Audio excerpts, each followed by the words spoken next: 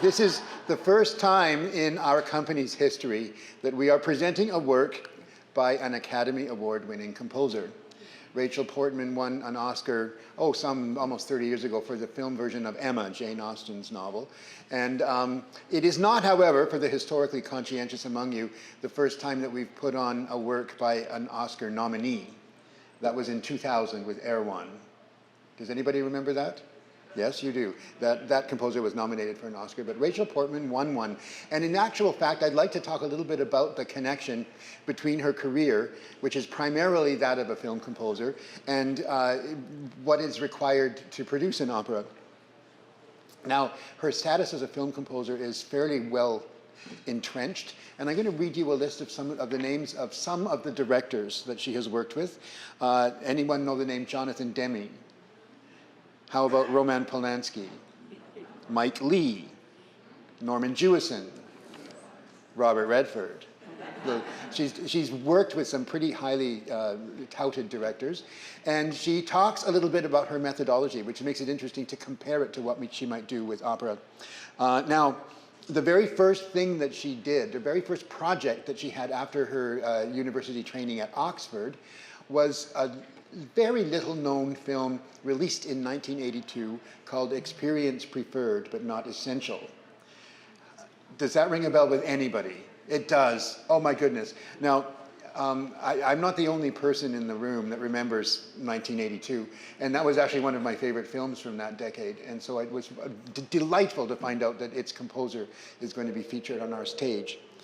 In any case, when Rachel Portman talks about the whole art of film composition, she talks firstly about having to find the tunes, the motives. Now, I mention motives a lot in these talks because composers rely on them. If I can think of a motive as being a fragment of a melody, shall I show you some and see if you can recognize them? I had a fun time at the previews doing this, and so I'm going to try it on you and see if you enjoy this as well. So, of course, when we did Wagner, we had this motive. Right? And nobody has to play any more notes than that. That's not the whole melody. But that grabs you immediately and you recognize it. Now, speaking of films, how about this?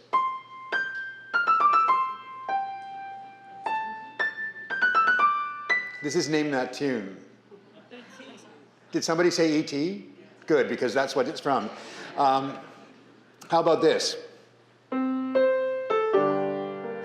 I have to do any more? Anyone?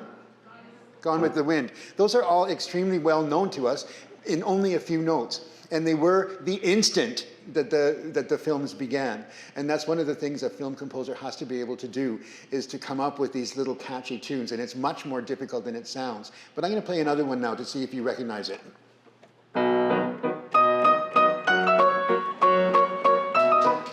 Okay, anyone recognize that?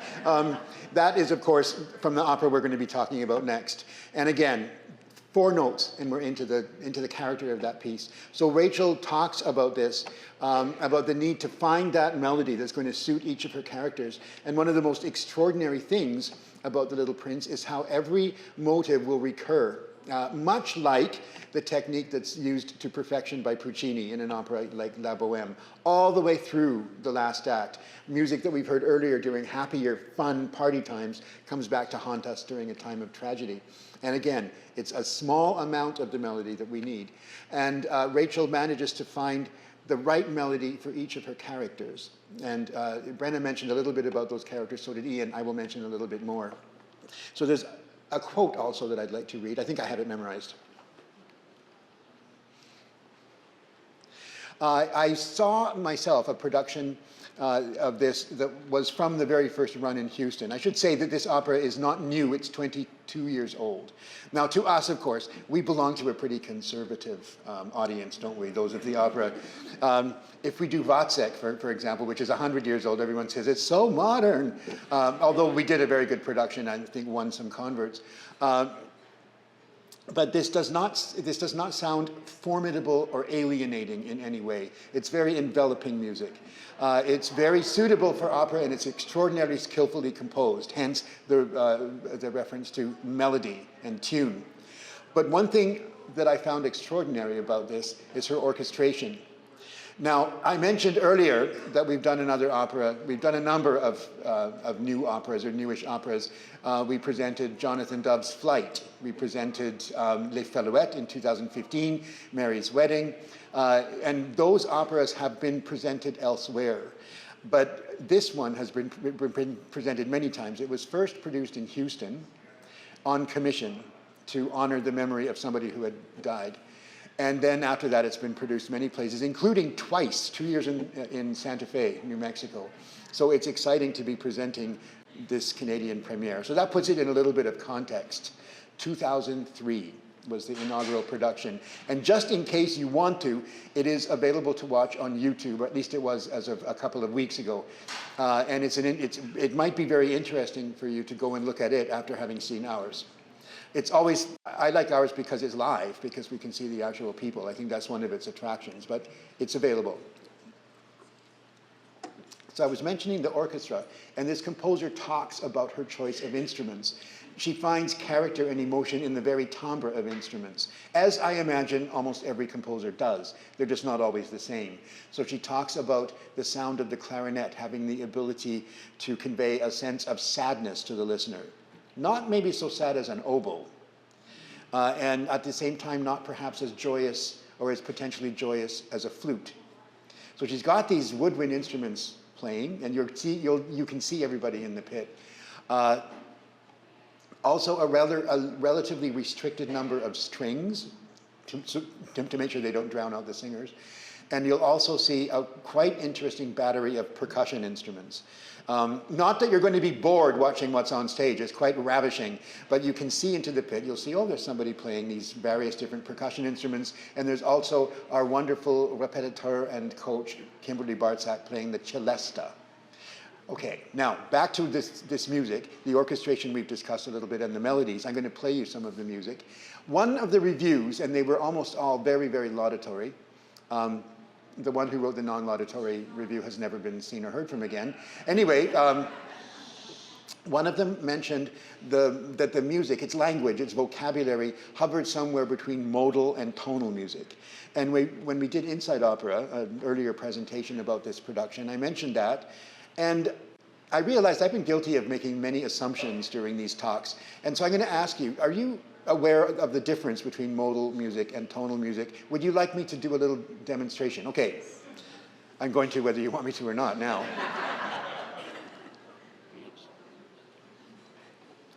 You would probably know modal music if you had been a medieval monk. There are a few of those in the room. And so I'm going to tell you that it's basically the same as tonal music in the sense that they use what we would call scales. It's the same thing. But what tonal music, when major minor tonality was introduced into Western music as the basic unit of our vocabulary, it created a kind of hierarchy or family of chords. So if I play this, all those chords revolve around each other, and they rely on an almost gravitational pull between what's called the leading tone and what's called the tonic. I can demonstrate this to you most easily by playing a scale that Mozart's father used to play if Mozart wouldn't get up in the morning.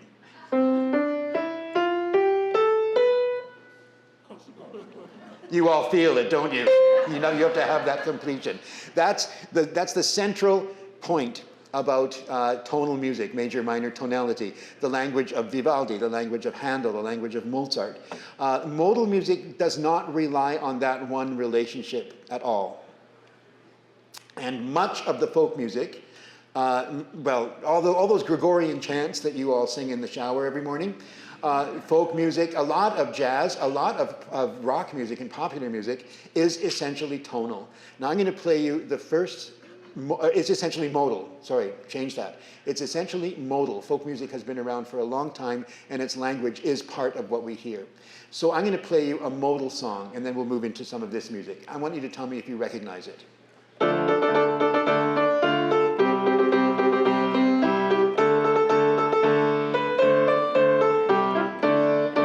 Okay, now, what is it? Yes. Now, if I change that and turn it into a tonal piece, it'll sound something more like this. For one thing, the drone won't be going back and forth between these two. It'll be like this. which doesn't really sound right.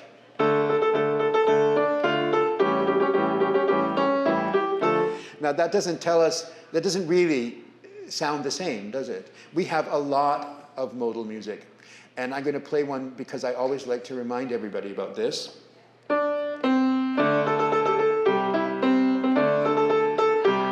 That is old-fashioned, Renaissance, medieval modal music transposed to the most ridiculous sitcom ever produced on television. A large statement. So this music will have elements of that modality or modalism in it. Now, Brenna already mentioned the whole character of The Little Prince. Did anybody ever read Saint-Exupéry, The Little Prince? We had to read it in French when I was in high school. It actually is challenging to read in French when you don't really speak that language, so reading it in English is perfectly okay. And like any other work that is, on the surface, a work for children, it really is a work for adults. Any genuinely significant children's piece is also speaking to adults, perhaps even more. And so we have a little prince who's from something called asteroid B612. My memory may be faulty, but it's something like that. And we have as his sort of second lead a pilot who has crashed in the desert on Earth. So the little prince will encounter any number of adults, any number of personalities. I'm going to show you some music that's attached to some of them. He learns a little bit about life from each of these personalities. Now, at the very beginning, there's a prologue to this, and this finds the pilot talking about when I was 6, talking about what led him to want to become a pilot, and also reminding us that a lot of this is very funny.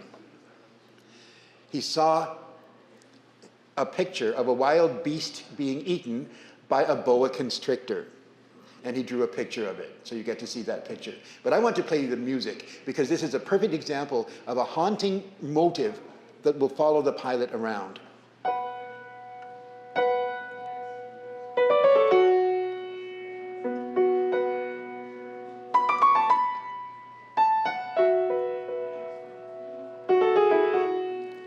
And that little 4-note figure, 5-note figure, in various permutations, will be kind of a motive that reminds us of the pilot.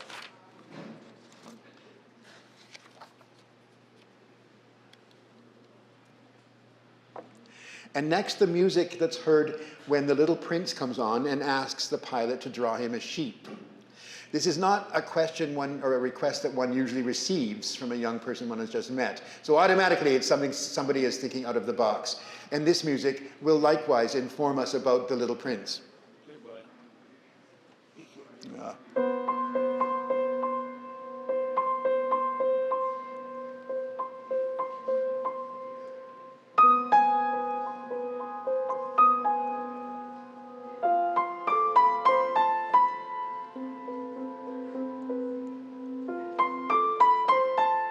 Just that one little beautiful tune.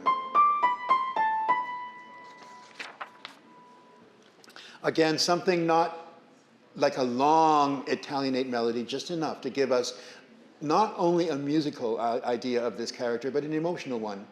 And then one of the first things the little prince wants to do is watch a sunset.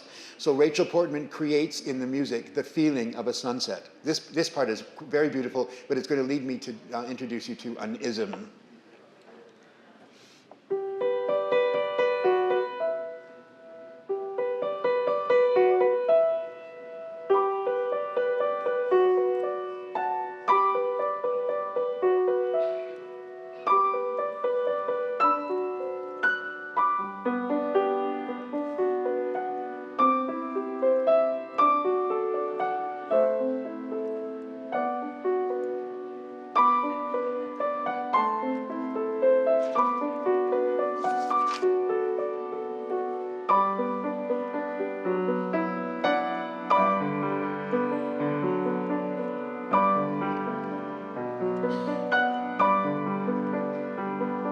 I'll jump ahead a little bit.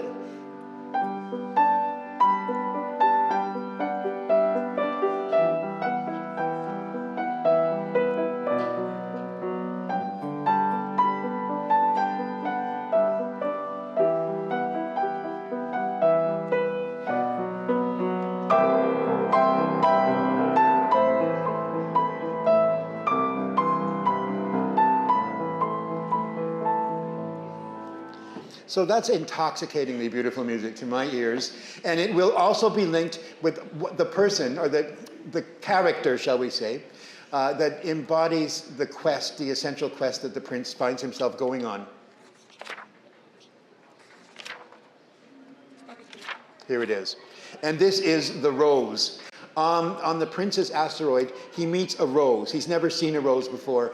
And to him, the rose is the most perfect and unique embodiment of perfection. And the rose also teaches him a great deal about how to look after something else with different needs. And this tiny little motive is associated with her.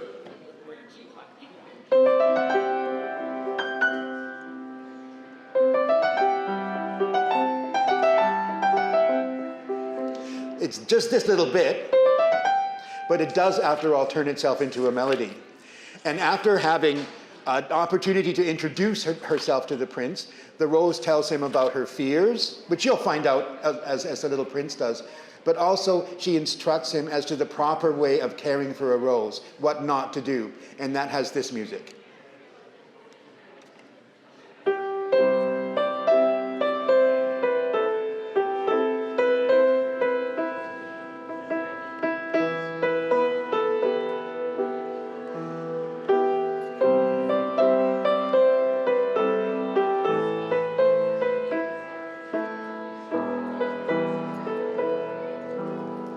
And you've just heard some of that.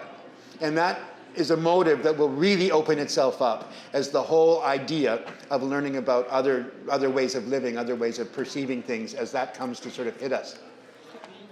Now, there are so many of these that I think I may have chosen too many, but I wanted to talk a little bit about some of the characters that you will encounter. It was actually immensely helpful to see the preview that the opera puts on 2 nights before opening night, because it was terrific to see these great performers you're about to see, and the wonderful costumes and beautiful sets and lighting that inform the story.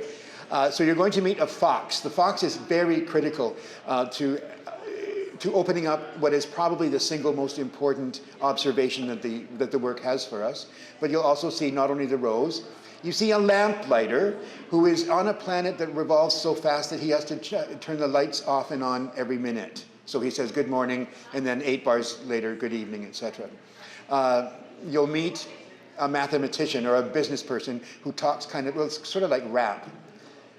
Did anybody in the room ever see Stephen Sondheim's show Into the Woods? Remember the witch's big long rap? It sounds like that. That's a very, very esoteric thing to ask, so I'll be off that topic now. And you'll meet a snake who will be instrumental in helping the little prince travel to where he needs to go. Oh, half the orchestra's coming. Now, I wanted to talk about the fox and play a little bit about the fox's music, because it's the fox that basically gives the little prince his philosophy of life. A philosophy which, by the way, will be shared later by the pilot.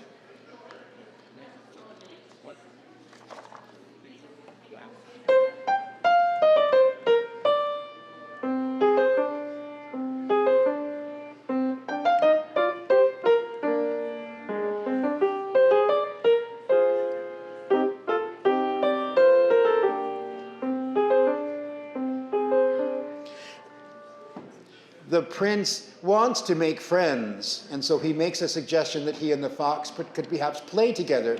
But the fox says, no, I can't play with human beings because I haven't been tamed yet. And so the whole process of being tamed allows the fox and the little prince to become friends, although it's essential that the prince go back to his asteroid, and so the friendship can't last. But the fox gives the little prince his idea. This is my secret. It's quite simple. Listen before you leave. Eyes can't see what is essential, so you have to listen to your heart. And that is basically the culmination of everything, every experience that the little prince has in that one interaction with the fox, and then he reveals it to the pilot as well. A little bit more about the pilot in a minute. So, eyes can't see what is essential. Eyes deceive.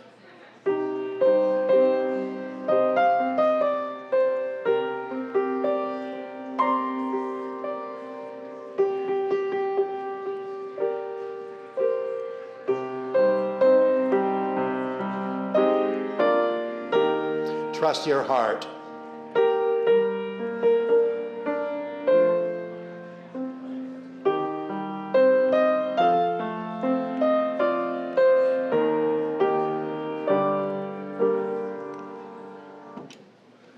So that's, I think, the main kernel of the story. I want to say one thing now about the pilot and the Little Prince.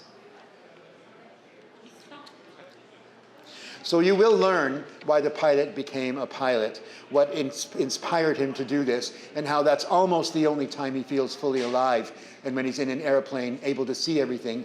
And there will be a rather non-frightening plane crash. The plane lands in the desert, and the pilot survives. But the interesting thing is that he has only enough water for 8 days. So you'll have to see the two of them go looking for a well. And at the end, he of course realizes he's met somebody extremely important to him who has taught him many things, and now they have to say goodbye. It's really quite wonderful. And I want to play you some of the music that you'll hear at the end, because of course there's also, in addition to the orchestra and the team of soloists that I've mentioned, there is a children's choir. And they do amazing things. Brenna hinted at it a little bit, but you'll see them, their wonderful choreography that they've been given. They represent all sorts of bodies, celestial and otherwise, and it's one of those rare occasions, and I think we have to thank Brenna for doing this, where each of the choristers, each of these little kids, looks like it's a unique character. It's not just a block of people being told to go and do chorus stuff at the back of the stage. They're actually part of the cast. So I'm going to play you some of the sweeping music they have at the end.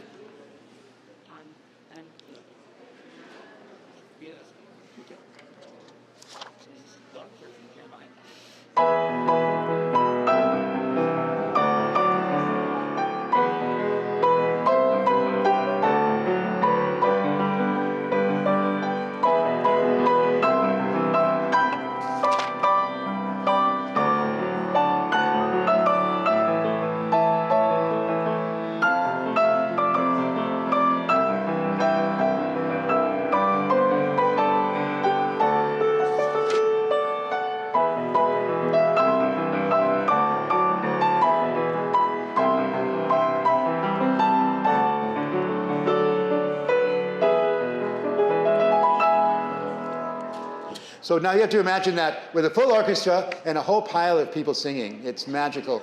And the last thing that the prince says, really, about the prince, or to the prince, that the pilot says to the prince, is, "I'll miss your laugh." And it's important to remember when we have a little bit of sermonizing, which is what the work assiduously and scrupulously avoids, it's important to remember that a lot of it is really funny. It is. One of the characters played by Benjamin Butterfield is a drunkard who's ashamed of drinking. That scene takes about 20 seconds, and that's his whole character. He has other characters, though. So one of the things that the opera company did was interview a few of the people that are participating. And one of the things that I did is hunt down what I think is a good reminder to us all when we're seeing a new opera, that the music may be very beguiling. So I found this review that I particularly liked. And many of us have endured modern music that was not perhaps as friendly as this work is.